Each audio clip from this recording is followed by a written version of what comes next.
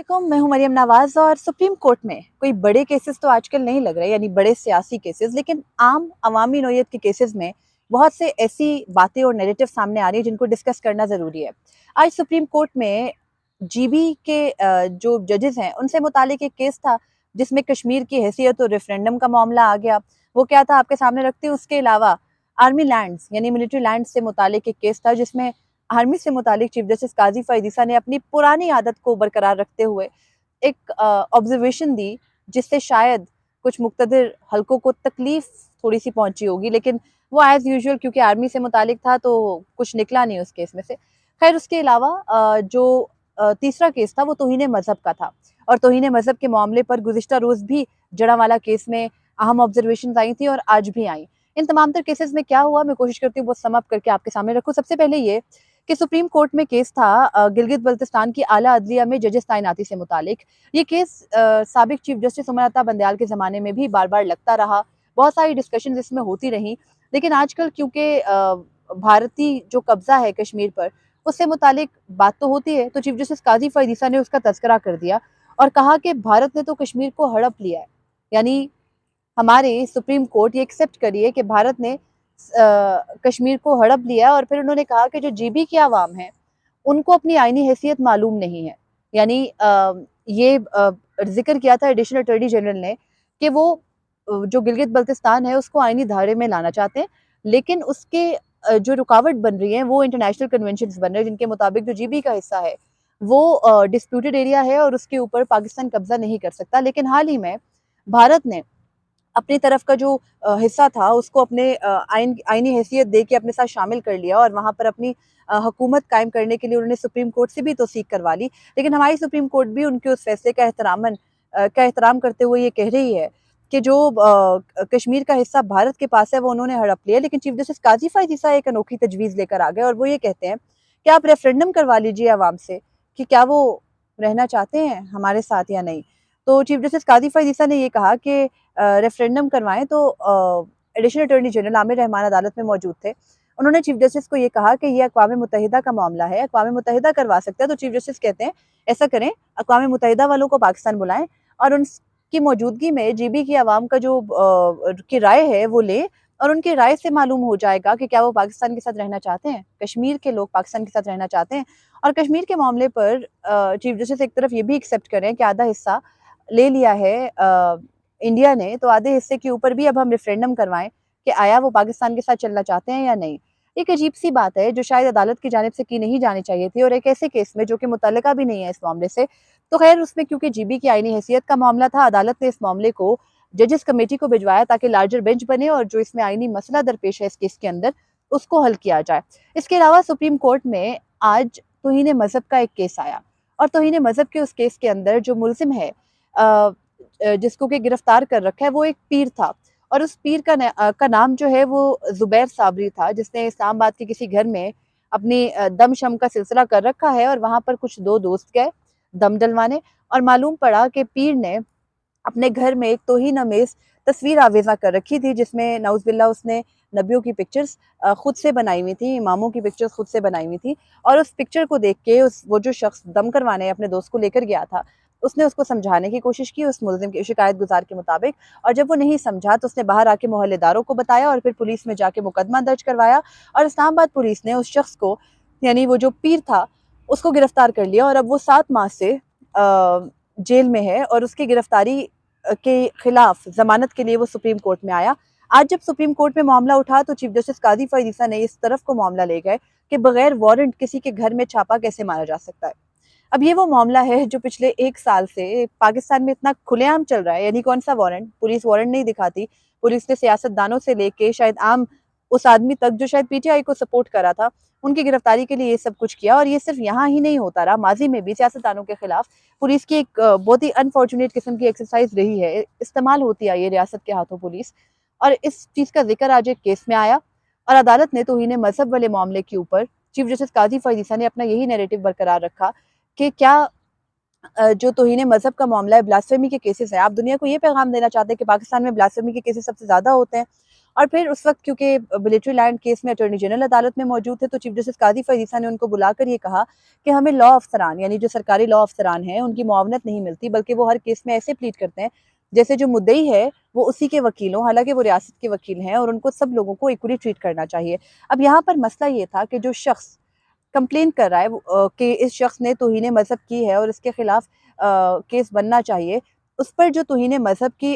उस शख्स के कहने पर जो मुकदमा दर्ज हुआ और मुकदमे के इंदराज में जो तौहीन मजहब की दफात लगी, उन दफात के तहत सजाए मौत है सज़ा, और उसके साथ जो एडिशनली सज़ा लगी वो उसमें 3 साल की सज़ा है। तो इस तरह से जो केस था वो कुछ गंभीर था, केस अभी चल भी रहा है ट्रायल में, लेकिन अदालत ने उस मुलजिम को जमानत दे दी है, और इस बुनियाद पर कि पुलिस ने बगैर वारंट एक पीर के घर पे छापा मारा, और इसके अलावा गिरफ्तारी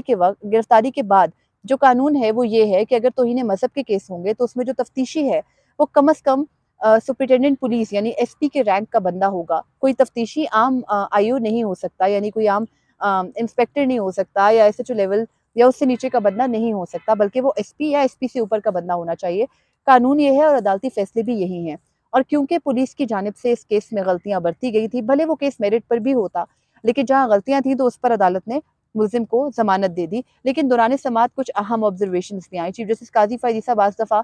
कुछ आउट ऑफ द वे खेल जाते हैं। तो यही हुआ कि उन्होंने पीर वाले मामले पर मज़हब पर ये पूछा कि तौहीन मज़हब के केसेस सारे पाकिस्तान में क्यों रिपोर्ट होते हैं, और उन्होंने एसपी और एसएसपी इस्लामाबाद पुलिस को भी ज़ाती हैसियत में तलब किया था, तो उनसे भी सवाल किया कि आपने खुद केस क्यों नहीं लिया। फिर उनसे पूछा कि क्या हम आपके पुलिस अफसरान के खिलाफ कार्रवाई करें। कार्रवाई भी नहीं हुई, लेकिन चीफ जस्टिस ने ये कहा कि कब तक आप ये पुलिस जो है वो पैगाम देती रहेगी कि वो डरती है जत्थों से और मजहबी टोलों से, और इसलिए वो जैसे ही कोई कंप्लेन लेके आते हैं तो पुलिस बगैर फैक्ट्स देखे मुकदमे का इंदराज कर देती है। और उसके अलावा उन्होंने ये भी सवाल किया कि क्या इस्लामाबाद पुलिस भी कमज़ोर है। और फिर जस्टिस मुसर्रत हिलाली ने चुटकुला देते हुए कहा कि गुज़िश्ता चंद दिनों से बार बार ऐसे केसेस आ रहे हैं इस्लामाबाद पुलिस से मुतालिक। और फिर जस्टिस मुसर्रत हिलाली ने यह भी कहा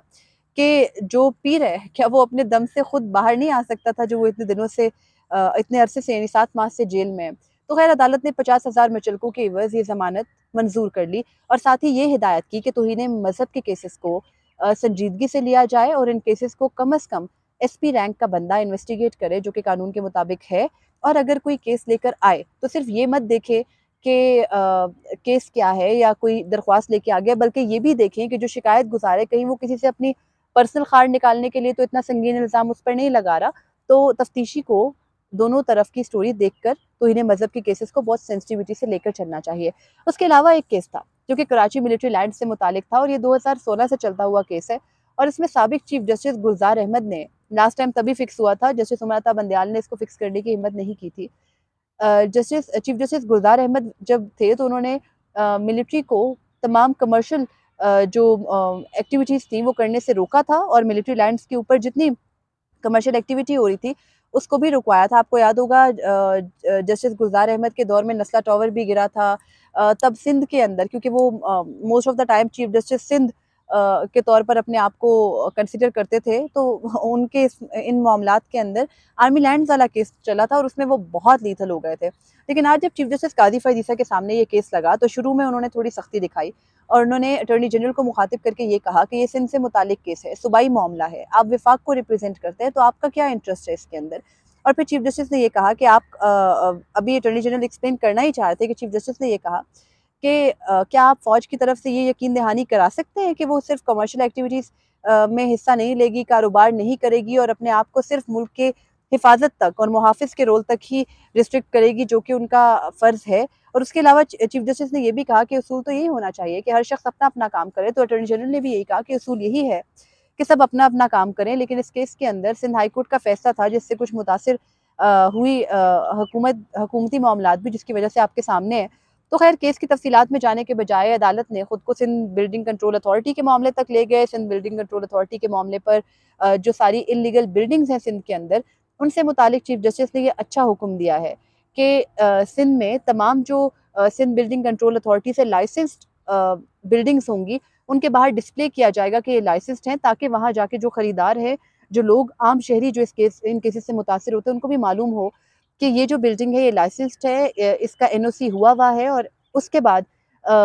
वो उसके बिल्डिंग के अंदर सेल परचेज कर सकें। उसके अलावा अदालत ने सिंध बिल्डिंग कंट्रोल अथॉरिटी समेत सिंध की मुख्तलिफ जो वहाँ पर कमर्शियल एक्टिविटीज़ के अंदर बेज़ाब्तियाँ होती हैं, उनसे भी मुतालिक ऑब्जर्वेशंस दी और ये कहा कि सिंध बिल्डिंग कंट्रोल अथॉरिटी के जो अफसरान हैं वो अपने जेबें भरते हैं और अपने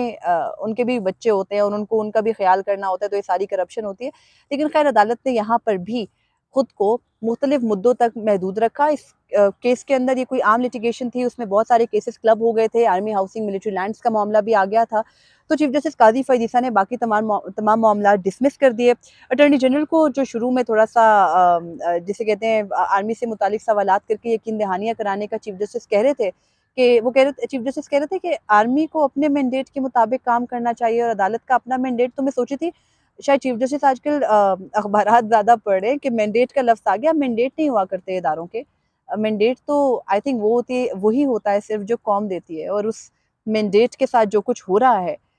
वो देखने के बजाय चीफ जस्टिस समझते हैं कि आर्मी को अपने मैंडेट में, अदालतों को अपने मैंडेट के अंदर रहना चाहिए और अपनी अपनी हदूद के मुताबिक वो काम करना चाहिए। तो आज ये अहम केसेस सुप्रीम कोर्ट में समाअत के लिए मुकर्रर थे, और जिनमें आर्मी हाउसिंग वाला जो केस था उसमें चीफ जस्टिस ने आर्मी हाउसिंग वाले मामले तक केस को पेंडिंग रख के शुरू में चंद एक रिमार्क्स दे के